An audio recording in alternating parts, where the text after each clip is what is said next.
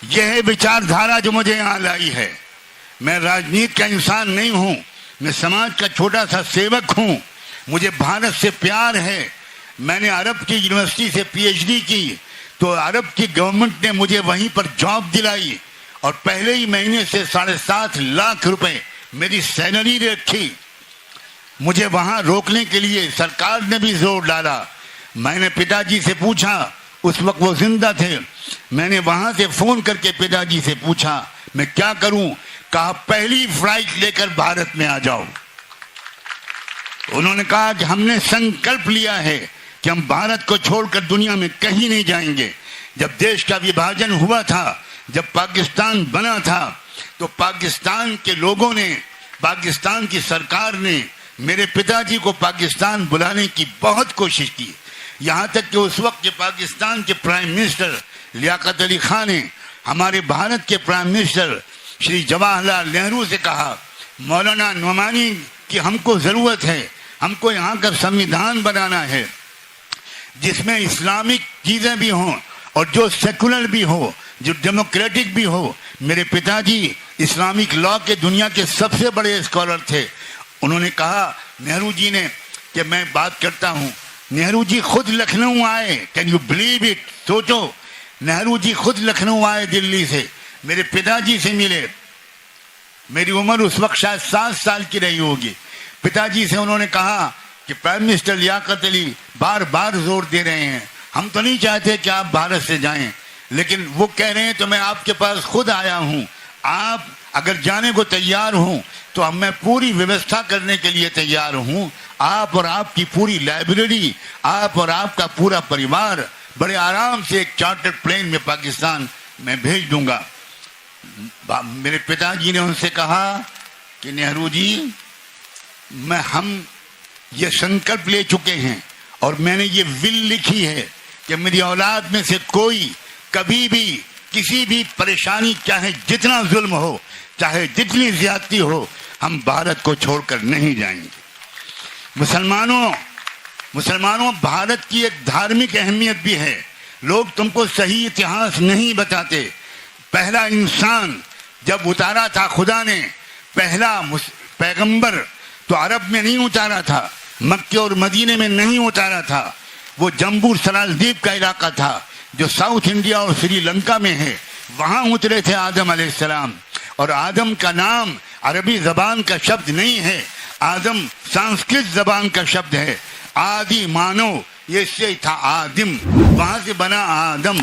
तो इस्लाम भारत की सबसे पहले जो भारत में धर्म आया, एक ही धर्म दुनिया में सब लेकर आए, वो महात्मा गौतम बुद्धा हो, वो हजरत ईसा हो, हजरत मूसा हो। ये हो ही नहीं सकता कि जीने और मरने का पूरा संस्कार खुदा ने एक दे दिया, खाने पीने का तरीका एक दे दिया और हजारों धर्म दे दिए ताकि तुम हमेशा लड़ते रहो। ये स्वार्थी पंडितों ने असली धर्म का हुलिया बिगाड़ा है, इसलिए कि वो इस धर्म के नाम पर दलाली करना चाहते हैं। आप अगर सीधे संपर्क करोगे अपने मालिक से तो बीच में वो एजेंट तो खत्म हो गया, उसकी आमदनी खत्म हो गई।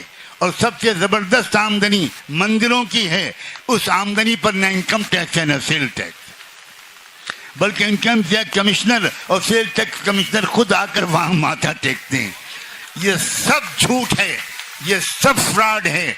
नौजवानों, आगे बढ़ो, अध्ययन करो, स्टडी करो, दिमाग को रोशन करो, दिल को बड़ा करो, हृदय को बड़ा करो और ऐसे बहादुर लीडरों को मजबूत तरीके से उनके साथ सहयोग करो।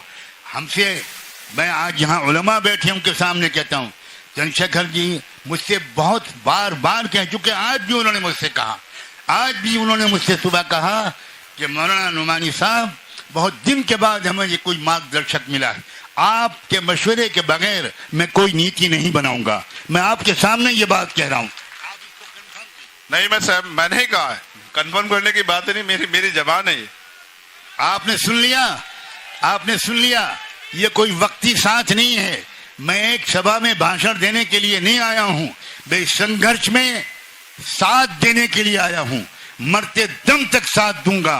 मुझे उम्मीद है कि आप भी अपनी जिंदगी के आखिरी सांस तक इस देश में असली न्याय को स्थापित करने के लिए अपनी जान, अपना माल, अपना समय और अपना जो कुछ भी आपका अपना एक्सपर्टीज है वो सब लगाएंगे।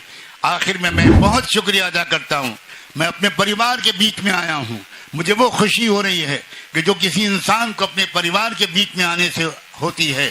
मैं बहुत शुक्रिया अदा करता हूँ अपने बहुत अजीज दोस्त साथी चंद्रशेखर, जो मुस्तकबिल की उम्मीद बनकर भारत के सामने आ रहे हैं। मैं उनका शुक्रिया अदा करता हूँ। आप सब मीडिया के लोगों का भी शुक्रिया अदा करता हूँ, बहनों का, भाइयों का, नौजवानों का, बेटियों का, सारे लोगों का।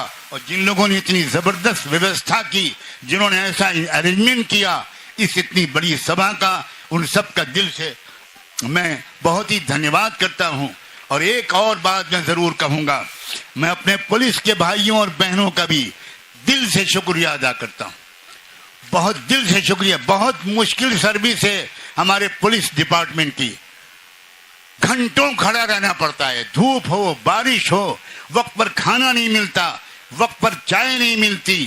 देश के नागरिकों का और पुलिस के लोगों डिपार्टमेंट का जिस दिन संबंध अच्छा हो जाएगा उस दिन देश तरक्की करना शुरू करेगा।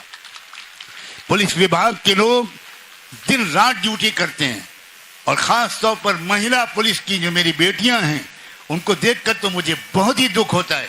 वो घंटों घंटों ड्यूटी देते हैं। अगर टॉयलेट जाने की जरूरत होती है तो वो बेचारी जा नहीं पाती। मैं बहुत दिल से आभारी हूँ डिस्ट्रिक्ट एडमिनिस्ट्रेशन का, जिला प्रशासन का, यहाँ के पुलिस अफसरान और हमारे तमाम भाइयों का, बहनों का, बेटियों का, कि उन्होंने बहुत अच्छी व्यवस्था की, बहुत शांति के साथ, बहुत सुकून और इत्मीनान के साथ आपने इस जलसे को होने दिया। मैं दिल से आपका आभार व्यक्त करता हूँ। एक बार फिर मैं आप सब से ये वादा लेता हूँ कि इस संघर्ष में आखिर दम तक साथ चलोगे।